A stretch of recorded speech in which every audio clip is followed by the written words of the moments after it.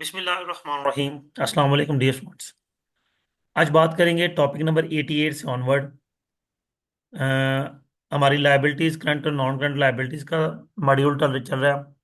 Previous lesson में भी हमने करंट लाइबिलिटीज और कॉन्टीजेंट लाइबिलिटीज के बारे में बात की। आज हम नॉन करंट लाइबिलिटीज की बात करेंगे। Non current liabilities, it is the obligation that is payable subsequent to upcoming 12 months from reporting date. यानी कि 12 मंथ्स कम से कम इसका ड्यूरेशन होता है। अगर ये 12 मंथ से कम है तो वो ये करंट लायबिलिटी है, अगर नहीं तो ये नॉन करंट लायबिलिटी है। अब debentures, bond, loan, long term borrowing provisions, gratuity, deferred tax liability, ये सारी चीजें हमारी लॉन्ग टर्म लायबिलिटी होती है। ये ग्रेजुटी मैं आपको बताता चलूं तो ग्रेजुटी बेसिकली क्या है कि वो प्रोविजन, सॉरी, जो बंदा रिटायर होता है, रिटायरमेंट के लिए, जो वो गवर्नमेंट जॉब कर रहा है या कहीं भी जॉब कर रहा है तो उसकी रिटायरमेंट के बाद पेंशन लगती है। अगर बंदा पेंशन की बजाय ग्रेजुटी लेना चाहे, या कोई ऐसी ऑर्गेनाइजेशन जो पेंशन स्कीम नहीं चला रही वो ग्रेजुटी स्कीम चला रही है, तो ग्रेजुटी होती है कि इसको क्या है, दूसरा नाम होता है कंपटीशन ऑफ पेंशन। कि आप पेंशन ही लेना चाह रहे हैं, आप स्टार्टिंग पे ही इकट्ठी अमाउंट ले लेते हैं। आप कहते हैं जी मुझे पेंशन नहीं चाहिए, मुझे लम सम अमाउंट दे दें अभी, तो वो लम सम अमाउंट ग्रेजुटी कहलाती है। खैर जी, आगे है हमारे पास कैटेगरीज में फाइनेंशियल लायबिलिटी है, नॉन फाइनेंशियल लायबिलिटीज हैं, वो तो चले अपनी जगह पे हैं। नेक्स्ट हमारे पास आ जाता है फाइनेंशियल लायबिलिटीज कौन सी हैं। These are incurred result of normal process of the business. जिस तरह हमने लोन लिया, ठीक है, बारिंग्स की, सिक्योरिटी डिपॉजिट रिसीव्ड, यानी कई तरह की हमारी जो फाइनेंशियल लायबिलिटीज हैं। नॉन फाइनेंशियल लायबिलिटीज में these are not given rise in financial assets. ये फाइनेंशियल स्टेटमेंट्स के अंदर शो नहीं होते हैं। किसी तरह की भी नॉन फाइनेंशियल लायबिलिटी हमारे पास हो सकती है, ठीक है। ना हमारा वो टॉपिक है, ना हम डिटेल में जाएंगे। नेक्स्ट चलेंगे हम हमारे पास मेजरमेंट एंड रिकग्निशन। इसको मेजर कैसे करते हैं नॉन करंट लायबिलिटीज को।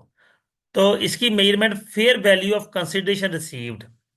आपने जो कंसिडरेशन रिसीव की है, जो लायबिलिटी रिसीव की है, जिस लायबिलिटी के, यानी कि जिस अमाउंट, जिस एक्टिविटी के बदले वो लायबिलिटी क्रिएट हुई है, उसकी फेयर वैल्यू पे हम रिकॉर्ड करते हैं। ठीक है। मतलब कि आप उधार पे चीजें लेकर आए हैं, कोई फिक्स एसेट उधार पे परचेज कर लिया है, या हम वैसे लोन लिया है, तो उसकी जो value with the passage of time, fair value जिस जिस पे आपने वो खरीदा है उसी पे उसको रिकॉर्ड करेंगे। सब नेक्स्ट आता है सब्सिक्वेंट मेजरमेंट। बाद में मेजरमेंट कैसे होती है। बाद में मेजरमेंट इसी तरह से कि अमोर्टाइज कॉस्ट या fair value through profit and loss. अब थ्रू प्रॉफिट एंड लॉस से क्या मुराद है।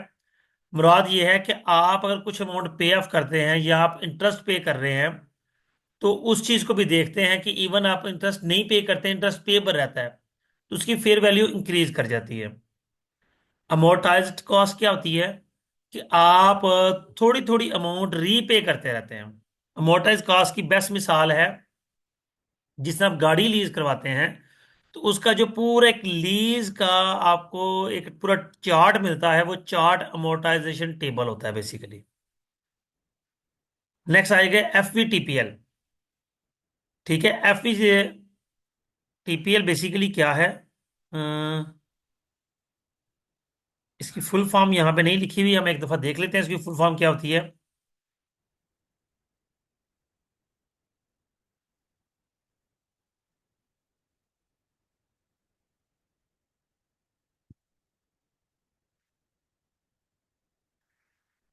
Financial asset is measured at fair value through profit loss. अच्छा जी, F V TPL, financial value through profit and loss. Okay, ये तो हम पहले पीछे पड़ गए हैं।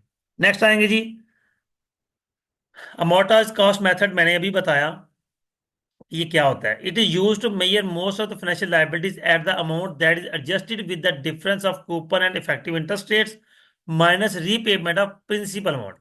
आप इंटरेस्ट पे तो कर ही रहे हैं, साथ में थोड़ी थोड़ी प्रिंसिपल अमाउंट भी पे करते रहे, तो वो अभी अमोर्टाइजेशन कॉस्ट मेथड कहलाता है। अब कूपन रेट क्या होता है? कूपन रेट बेसिकली हमने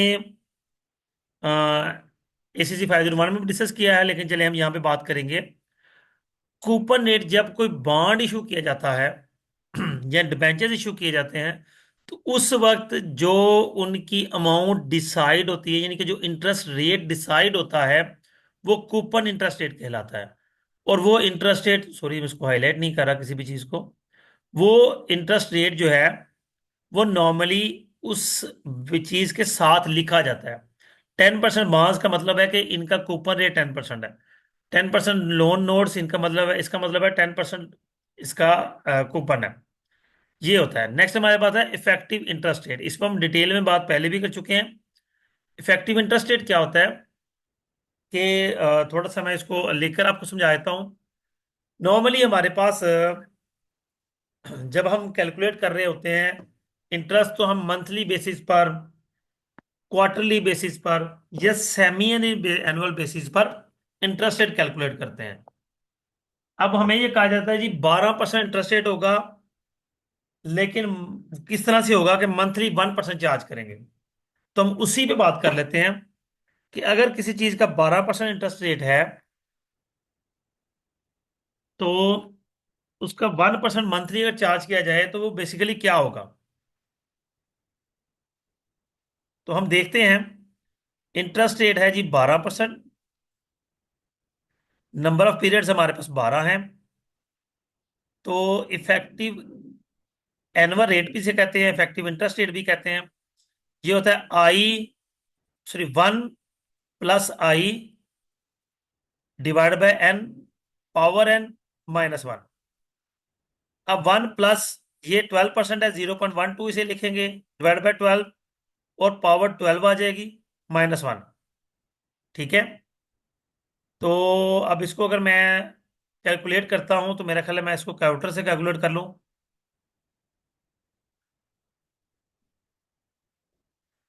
तो हम कैलकुलेटर निकाल लेते हैं जी। 1.1 की पावर 12,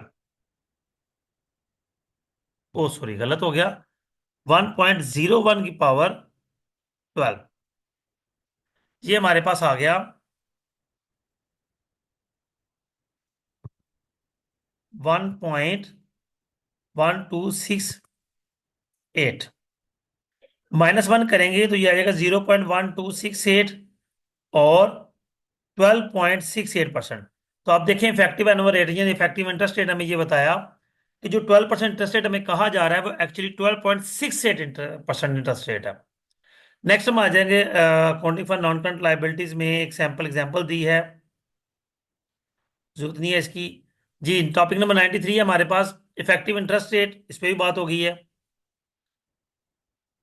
एग्जाम्पल देखते हैं। सैंपल कंपनी टू का loan from bank 1,000 for 3 years at the rate of 10% per annum. The loan is repayable at maturity equal to 1200।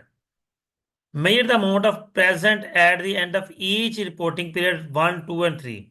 तीनों सालों की हमें प्रेजेंट वैल्यू निकालनी है, कितनी आएगी। तो वो सिंपली हमने हमारे पास एक फार्मूला होता है। हम क्या करेंगे, ईयर 1 की प्रेजेंट वैल्यू फाइंड करने के लिए इसको करेंगे 1 प्लस, सॉरी जो कैश फ्लो है सी इंटू 1 प्लस, नहीं इंटू नहीं आएगा, डिवाइड बाय आएगा। P is equal to C/1 + i power 1। Second year के लिए पावर 2 आ जाएगा, थर्ड ईयर की पावर 3 आ जाएगा, और ये उस हिसाब से उसने इनकी डिस्काउंटिंग की है। पहले साल इंटरेस्ट रेट 100 रुपये गया, 2 साल फिर 100 रुपये गया, और 3 साल 100 + 1200 गया।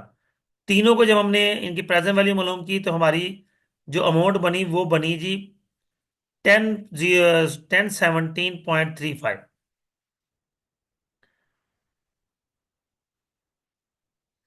इसके साथ एक और चीज है, उसने हिट एंड ट्रायल मेथड में बताया। ये हिट एंड ट्रायल मेथड होता है जब हमें आई फाइंड करना पड़ता है कि आई इंटरेस्ट रेट हमारा क्या होगा कि हम एग्जैक्टली 1,000 वैल्यू पे आ जाए, क्योंकि हमें उसने कहा जी आई आपने बताना है। हमने 15% लिया तो ये हमारे आंसर आया, हम इसका 16% लेंगे तो आंसर ये आ रहा है। तो हम इनकी दरमियानी वैल्यू कोई सूटेबल से ले लेंगे। तो वो हमारे पास उसने difference is be 24 cause because 1% increase rate, 1% increase rate होने से हमारा 24 रुपीज का डिफरेंस आया। How much should be increase to reduce the present value by 17, 17 रुपये कम करनी है। तो हमें 1/24 मल्टीप्लाई 17 किया तो 0.171 आ गया, यानी कि हमारा इंटरेस्ट रेट 15.71 होगा। ये हमारा इंटरेस्ट रेट होगा। ये हिट एंड ट्रायल मेथड से हम करते हैं। मैं थोड़ा सा करके भी बता दूं। देखिए क्या किया हमने, एक प्रेजेंट वैल्यू फाइंड की है P1 1017, और P2 फाइंड की है 993। दोनों का डिफरेंस है 24 का, और परसेंटेज कितनी थी 1%। तो हम वो 1/24 करेंगे, जो डिफरेंस होगा उसको परसेंटेज में डिवाइड करेंगे जितना परसेंट चेंज किया है। यानी कि ये प्रेजेंट वैल्यू 15% पे है, ये प्रेजेंट वैल्यू 16% पे है, तो हमारा चेंज है 1% का। तो 1/24 मल्टीप्लाई जितनी अमाउंट हमने रिड्यूस करनी है, 17 रुपये हमने रिड्यूस करने हैं ताकि हम आ जाएं 1000 पे। तो वो हो गया 0.71। हम क्या करेंगे, 15% में 0.71 ऐड कर देंगे, तो ये आ जाएगा 15.71%। इतना इंटरेस्ट ले लें तो हम एग्जैक्टली सेम वैल्यू पे आ जाते हैं।